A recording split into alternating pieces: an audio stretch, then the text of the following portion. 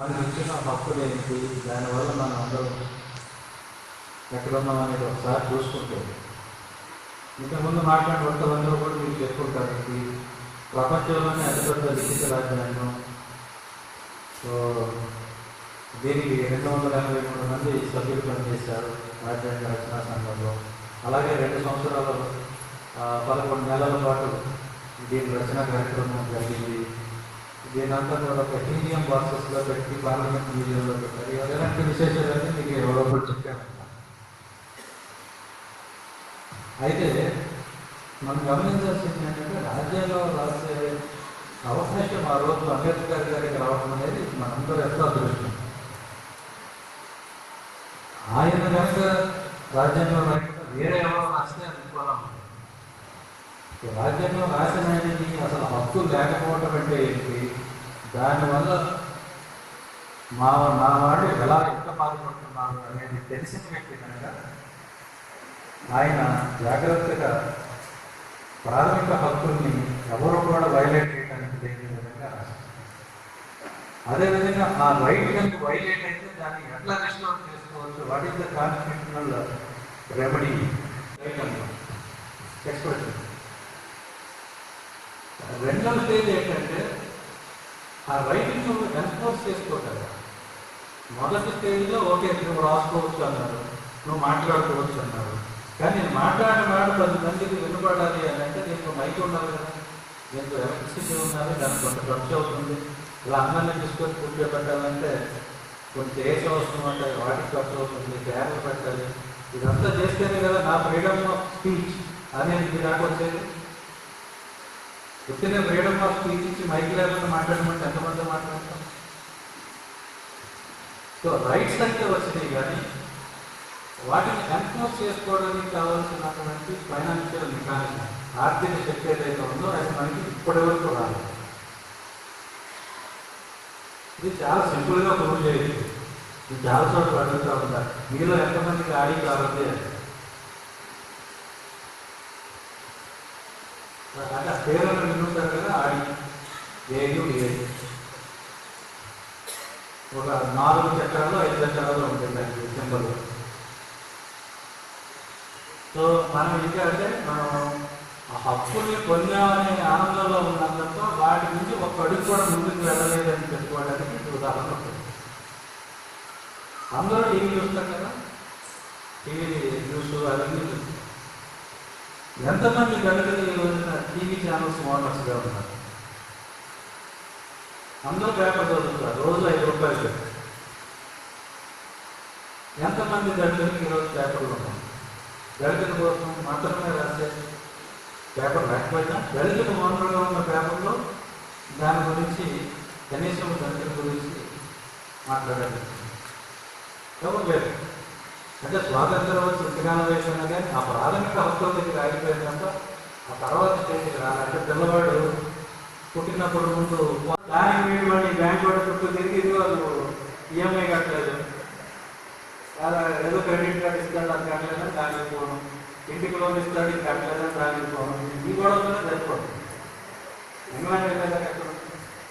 కాబట్టి వీటి వల్ల ఏం జరిగింది అని చూసుకుంటే ఏమీ లేదు. వాళ్ళు అందరూ ప్రచారం చేస్తున్నట్టుగా పెద్దగా ఏమీ లేదు. ఏమైంది ఏమొచ్చింది అంటే ఓకే ప్రతివాడు డీసెంట్గా బట్టలు వేసుకోవాలి, శుభ్రంగా స్వస్థ స్నానం చేయాలి, పిల్లలు బయట పెట్టాలి, ఆ మాత్రం వచ్చింది. దానికి ఏముంది, దానికి అభివృద్ధి అంటాము అర్థం. దాని అభివృద్ధి అందదు.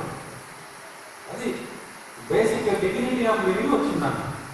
డెవలప్మెంట్ లేదు, డిగ్నిటీ ఆఫ్ లివింగ్ లేదు. డిగ్నిటీ ఆఫ్ లివింగ్ అంటే నేను చెప్తాను. నేను ఇంగ్లాండ్ వెళ్ళాను. ఇంగ్లాండ్లో నేను పెద్ద ఐఫోన్ పట్టుకుని ఎలా ఉందో చూడాలనుకుంటే ఇలా అనుకుంటే వెళ్ళాను.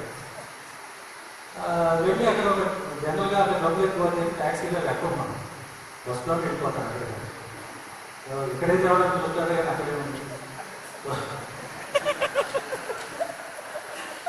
చాలాసార్లు నడుచుకోవడానికి అంటే నడిచడం వల్ల ఉపయోగం ఏంటంటే అసలు దేశం చూసినట్టు ఉంటుంది, డబ్బులు ఆదా ఉంది, హెల్త్ కూడా మంచిది.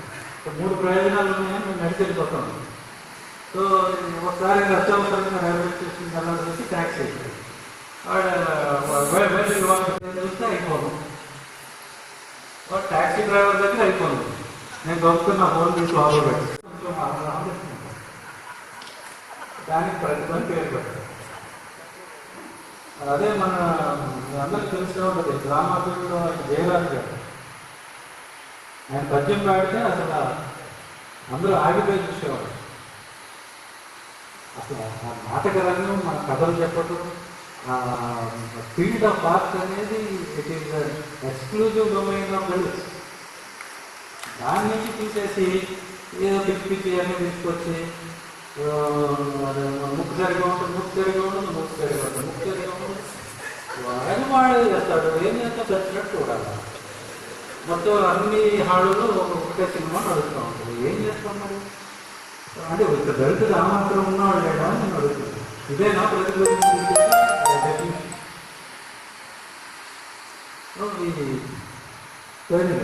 ఈ రిజర్వేషన్ అనే దాన్ని పెట్టినందుకే ఆయన ఏదో పెద్దగా వీళ్ళందరికీ ఇచ్చేసాడు చేసేసాడని మాట్లాడుతున్నాడు. అసలు ఆయన అడిగింది ఏమిటి? ఆయన సపరేట్ ఎలక్టరేట్ అని అడిగాడు. అంటే ఇప్పుడు ఈ రోజు అసెంబ్లీలో 300 మంది సభ్యులు ఉంటే సామాజిక పద్ధతిలో 16% వేసుకోండి. 116 అంటే 3 పదకొండ 3 6 ఒక 40 50 మంది దళిత రిప్రజెంటేటివ్స్ స్వాగతంగా ఉండేవారు. Only they are elected by Dalits. So ఆ 50 మందిని ఎమ్మెల్యేని నువ్వు గట్టిగా కడిగేసేవాడు. మీ అందరికీ మనవాడు తక్కువవాడు కాదు కదా. 100 రూపాయలు సంపాదిస్తేనే వాడు రామారావు తోటి 10 సార్లు పిలుస్తాడు. రామారావు తోటి ఏదైనా వచ్చి 100 ఏం చేసాను, 100 ఏం చేస్తే ఇది సరిగా లేదు, 100 రూపాయలు తీసుకు తీరా బ్యాంకు పెట్టాడు. 100 రూపాయలు మిగిలాక 100 రూపాయలు మిగిలినాక 100 ప్రశ్నలు అడుగుతాడు. సో ఆటాడు ఓటేసి ఒక మనిషిని అసెంబ్లీకి కనుక పంపిస్తే 50 మంది నేను పండుతారు. తినేగా నువ్వేం చేసావు? మా అబ్బాయికి మెడికల్ సీట్ లేదు, మా అమ్మాయికి ఇంజనీరింగ్ సీట్ లేదు, మా అబ్బాయిని బాగానే పంపిస్తున్నాను, పంపలేదు. నేను జెరూసలేం వెళ్దాం అనుకున్నాను, జెరూసలేం మేతకు డబ్బులు ఇవ్వలేదు. ఏం చేస్తున్నామని వాడిని ఏదో ఒకటి చేసి వాడి దగ్గర నుంచి అన్నీ తీసుకున్నాను. అది ఆయన అడిగింది. అంబేద్కర్ గారు పెట్టింది. అలాగే ముస్లిం సోదరులు ఉన్నారు, వాళ్ళు ఉన్న 4%, 3% ఓట్లతో 3-4 ఎమ్మెల్యేలు వాళ్ళు అదే మాట్లాడారు. అసలు అంబేద్కర్ గారు అడిగింది అది తీసేసి, అంటే పవర్ అనేది చేతుగా ఉంటే దాన్ని ఎలా ఉపయోగించుకోవచ్చు, ఉపయోగించుకొని ఎంత బాగుపడచ్చు అనేది తెలుసు. కాబట్టి ఇది ఎట్టి పరిస్థితుల్లో రావడానికి వీలు లేదు కానీ భీష్మించుకుని కూర్చొని నేను చావటానికి అయినా వస్తాను, కానీ ఇది మీ అవసరం మీకు దక్కలేమని మీ అందరికీ తెలిసిన విషయం. సో మన చేతిలో పవర్ అనేది లేకుండా అడుక్కునే వాళ్ళ కింద మార్చడానికి ప్రయత్నం చేయటం కాదు, చాలా వరకు మార్చారు. అదే ఎమ్మెల్యే నువ్వు దబాయించి అడగాల్సిన వాడు ఇప్పుడు ఏం చేస్తున్నావు, వెళ్ళి అయ్యా మాకు ఏమన్నా అని అడుగు. ఆయన ఏం చెప్తాడు, బాబు ఒక్కడో కాదు నాకు వదిలేస్తున్నాను, అందరూ వేస్తే నేను ఎమ్మెల్యే, అందరూ వేస్తే ఎమ్మెల్యే, నువ్వు ఒక్కడే వేస్తావు, నువ్వు అక్కడే కాదు అందరినీ తీసుకోవాలి. సపరేట్ ఎలక్టరేట్ ఉంటే ఈ మాట అనేదానికి అవకాశం లేదు. అందుకని అంబేద్కర్ గారు సపరేట్ ఎలక్టరేట్ అన్నారు. చాలా మంది అనుకుంటారు సపరేట్ ఎలక్టరేట్ అంటే 2 ఓట్లు ఉంటాయి, దళితులకి జనరల్ ఓటేయచ్చు, సెంట్రల్ ప్రెసిడెంట్ ఓటేయచ్చు. అది మన వాళ్ళకి అర్థమయ్యేలాగా చెప్తే నేను దాని గురించి కొంచెం బుద్ధినిస్తాను. ఎందుకంటే ఇప్పుడు జనరల్ వాడు 1000 రూపాయలు ఇస్తే మనవాడు 500 ఇస్తాడు. 2 ఓట్లు ఉపయోగం కాదు.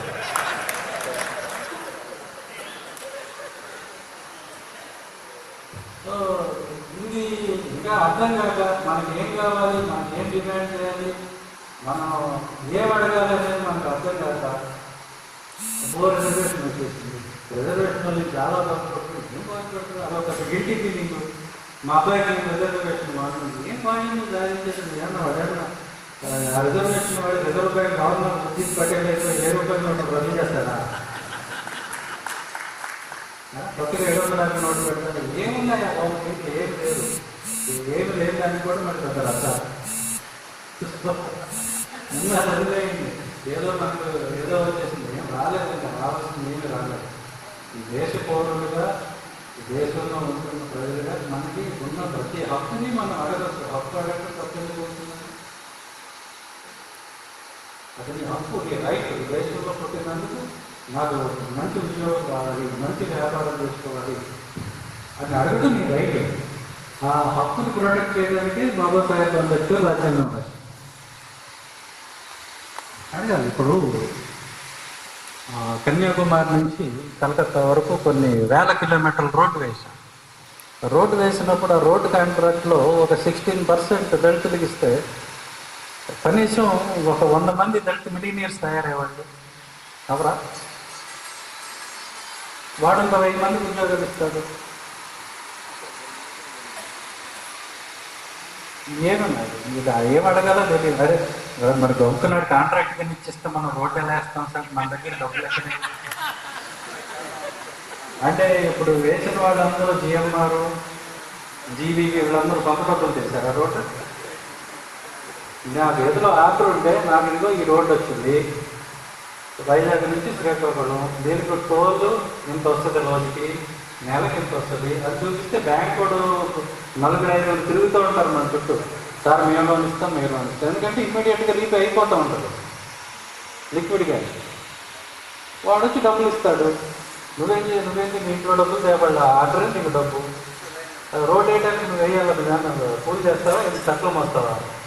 అది ఒక రోడ్ వేయడం వచ్చిన వాడు ఉంటాడు, 10 మందిని పిలిచి అంతా ఇస్తే వాడే వేసుకుంటూ ఉంటాడు. నువ్వు డబ్బులు ఇచ్చి గట్టివాళ్ళు పెట్టుకుని క్వాలిటీ కంట్రోల్ చేసుకోవడం, ఆ డబ్బు కట్టుకుంటారు. ఎందుకన్నా ఏముంది వ్యాపారం అంటే ఇదో పెద్ద శాస్త్రమా, మన రాకెట్ ఎలాగండి. మీరు చేసే ఉద్యోగం కదా అది కష్టమేం కాదు.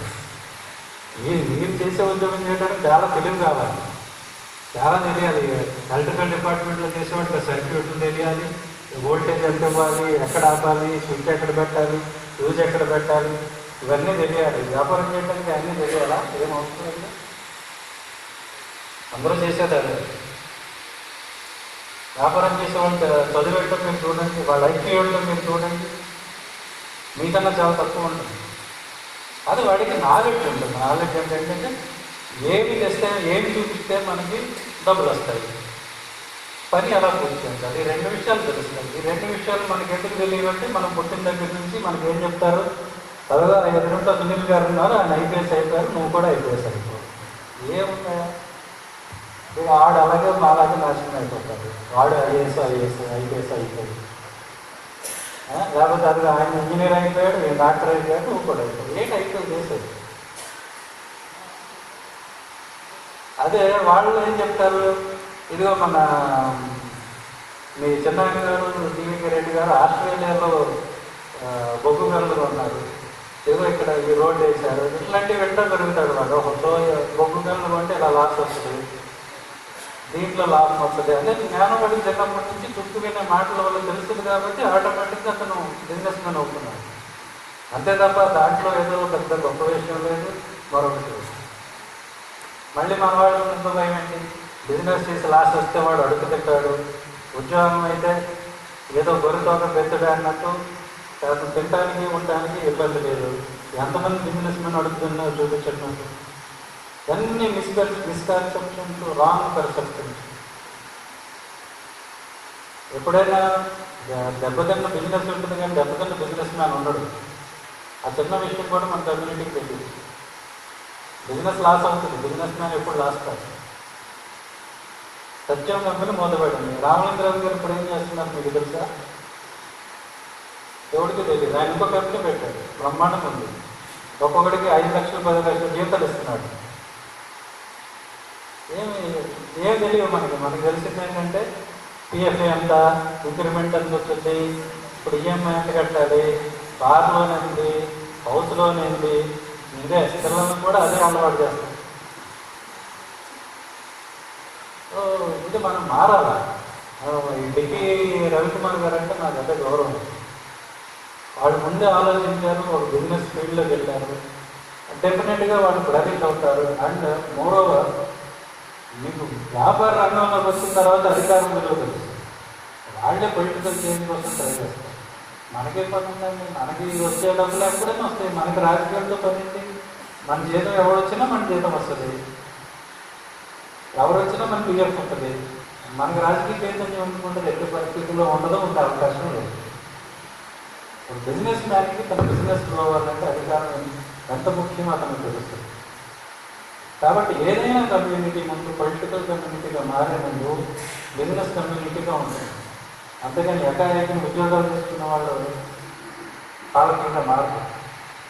ముందు వ్యాపార రంగంలో వచ్చి ఈ స్టేట్ పాలిటిక్స్ని మీరు ఎలిమినేట్ చేస్తారు. వ్యాపార రంగంలో స్థిరపడి రాణించిన కమ్యూనిటీసే తర్వాత పాలక కమ్యూనిటీస్గా మారాలి. దళితులు కూడా పాలక వర్గాలుగా మారాలి అని అంటే ముందు వ్యాపారంలో రాణించి సంపద కూడా పెట్టుకొని నేర్చుకోవాలి. దాని నుంచి అధికారం వస్తుంది. ఇది మార్గం. అంతే తప్ప మనం 1 లక్ష మందితో మీటింగ్ పెడతాను, 2 లక్షల మంది మీటింగ్ ఏం రాదు. ఫైనల్గా నువ్వు బ్యాటరీలో ఎలక్షన్ దగ్గరికి వెళ్ళేసరికి నీ చేతిలో కట్టుతుంది. కట్టే కాదు అంత గౌతమి పుత్ర శాతకైనా చేతిలో అట్టకట్టన్నా ఉండాలి కదా.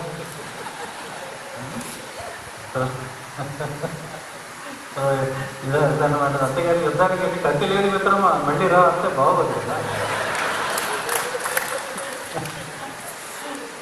సో ఇది మన ఫస్ట్ ఆఫ్ ఆల్ మన థింకింగ్ ప్రాసెస్ మార్చుకోవాలి. ఇది అందరికీ ఉన్న సమస్య, నాకు కూడా ఉన్న సమస్య, అందరికీ ఉన్న సమస్య. భయం లేస్తాం, ఆ భయంతో పెరుగుతాం, వాళ్ళు భయపడుతూ పెరుగుతారు. ఏది చేయాలన్నా భయం. ఉద్యోగం తప్ప ఏం చేయాలన్నా భయం. ఉద్యోగం తప్ప ఏ పని చేయాలన్నా భయం. ఏమైపోతుంది. సో బాబాసాహెబ్ అంబేద్కర్ రాజ్యాంగంలో ఈ హక్కు ఇచ్చింది. ఎవరి పాటి గారు ఉద్యోగాలు పెట్టుకుని ఆదివారం మటన్ కర్రీ తిని కాటన్ శారీ పెట్టుకుని చర్చికెళ్ళి వచ్చేసి మళ్ళీ కింద పడుతుంది దేవాస్తోత్రం అనుకోమని కాదు. ఆయన రాజ్యాంగంలో మనకి అధికారం ఇచ్చింది. ఆయన ఏమన్నాడు? తనే చెప్పాడు, నా జాతిని నేను పాలకులుగా చూడాలనుకున్నాను, పాలకులుగా మార్చాలనుకుంటున్నాను. అండ్ ఈ సెట్ పొలిటికల్ పవర్ ఇంత మాస్టర్కి ఇష్టని ఓటని ఎనీ డోర్. అంటే మీకు ఉద్యోగంలో మంచి పోస్టింగ్ రావాలన్నా, వ్యాపారంలో రావాలన్నా అన్నిటికీ రాజకీయ అధికారులు కావాలని ఆయన ఆ రోజే చెప్పారు. ఆయన చెప్పిన మాటలు చదువుకుంటే నేను కానీ ఒకటి దాని నుంచి మాట్లాడుతుంటాను. So thank you very much. And ఈరోజు ఇంత మంచి అవకాశం ఇచ్చినందుకు, మీ అందరితో మాట్లాడడానికి ఇంత మంచి సభ ఏర్పాటు చేసి, అది కూడా ప్రత్యేకంగా ఈరోజు మెడల్ వచ్చిన రోజు మీ అందరి మధ్యలో చాలా సార్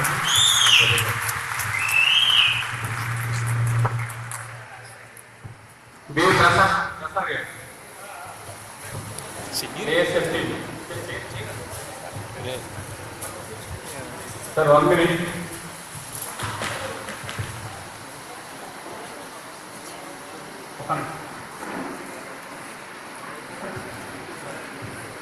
ఒకసారి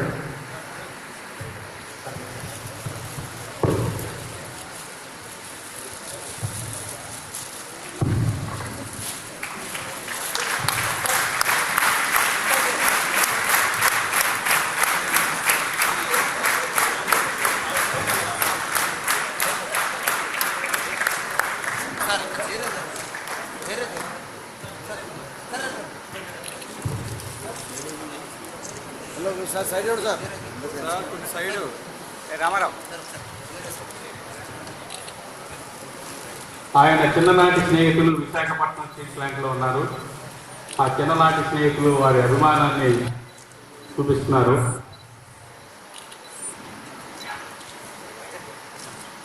కాంతిరాజు గారు,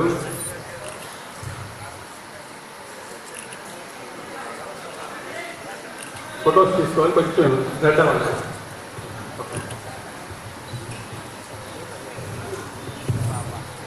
చేస్తున్నారు కొద్దిగా సైడ్ సైడ్ సైడ్ కొద్దిగా సైడ్గా ఉండాలి. రజనీకాంత్ గారు sir biodata KSF general secretary sir biodata చూస్తారు. పక్కన జరగాలి. మాన్యశ్రీ టీవీ సునీల్ కుమార్ గారు, ఐపీఎస్ ఐజీసీఐ. సునీల్ కుమార్ గారు ఆల్ ఇండియా అంబేద్కర్ మిషన్ యొక్క ఫౌండరు. సునీల్ ఈయన పశ్చిమ గోదావరి జిల్లాలో చింతలపూడిలో పుట్టారు, పెనుగొండలో పెరిగారు. తణుకు, విశాఖపట్నం, హైదరాబాద్లో విద్యాభ్యాసం చేసి మాతామహులు ఆంగ్ల భాషా పండితులు, ప్రధానోపాధ్యాయులు. షేక్స్పియర్ రచనలు బాల్యంలో ఆయన సునీల్ కుమార్ గారిని పరిచయం చేశారు. తల్లిగారి దయామణి, శరత్ చలం సాహిత్యాభిమాని. ఇలా ఆంగ్లంలోనూ మరియు తెలుగు భాషల్లోనూ ఆయనకి అభిరుచి ఏర్పడింది. వృత్తిరీత్యా పాఠకులు రచయిత అయిన సునీల్ కుమార్ గారు ఐపీఎస్ వృత్తిరీత్యా ఐపీఎస్ అధికారి. ప్రాచీన ప్రాంతం అయినటువంటి కడప జిల్లాలో ఆయన తన కెరీర్ ప్రారంభించి వీరు ఉన్నంతకాలం కడపలో ఒక్క ప్రేక్షణ నేరం కూడా జరగకుండా, ఎన్నికల్లో రీపోల్ జరగకుండా చేసినటువంటి ధైర్యశాలి. ప్రజాహింసింగ్లో అనేక ఆవిష్కారాలు వీరి చిరునామాలు. మరి ఈ రోజు ఆయనకి అత్యున్నతమైనటువంటి ప్రెసిడెంట్ పురస్కారం దక్కడం, ఈ సందర్భంగా మనం ఆయన్ని అభినందించడం మన అదృష్టంగా భావిస్తున్నాం. జై హింద్.